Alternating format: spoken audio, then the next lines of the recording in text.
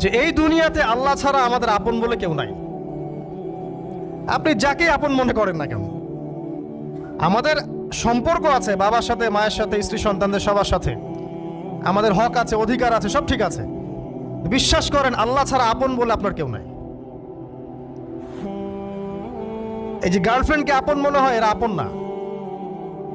স্ত্রী সন্তানদেরকে খুব আপন মনে হয়, আপনার মৃত্যুর পর 40 দিন সময় লাগবে না সব ভুলে যেতে। পিতা মাতা ভাই বোন সবাইকে আপন মনে হচ্ছে। পিতা মাতার স্থান বাবা মার পরে, আল্লাহ রসুলের পরে, সেটা ঠিক আছে, তো আপন আল্লাহ ছাড়া তারা নন। আপনি তাদের মনোপুত ভাবে নিজে প্রতিষ্ঠিত হতে পারবেন না, তারা আপনাকে চিনবে না।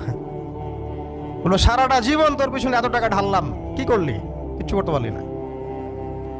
আবার এখন যারা পিতা মাতা হয়েছেন, সন্তানদেরকে আপন মনে হচ্ছে, দেখবেন এই সন্তানকে আপনি আপনার মনোপুত ভাবে সম্পত্তি দিতে পারবেন না, ভরণ পোষণ দিতে পারবেন না।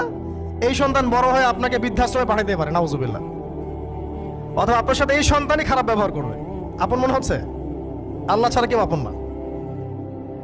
আল্লাহ ছাড়া আপন কেউ না। আর আল্লাহ ছাড়া সত্যিকার অর্থে আপনাকে আমাকে ভালো কেউ বাসে না। শুধু আল্লাহ আপনাকে ভালোবাসেন। এটা আপনারা হারে হারে উপলব্ধি করবেন যত দিন যাবে ইনশাআল্লাহ। তাই শুধু সেই আল্লাহর জন্যই নিজেকে খালেস করে দেন, আর যার যার হক তাকে তাকে দিয়ে দেন।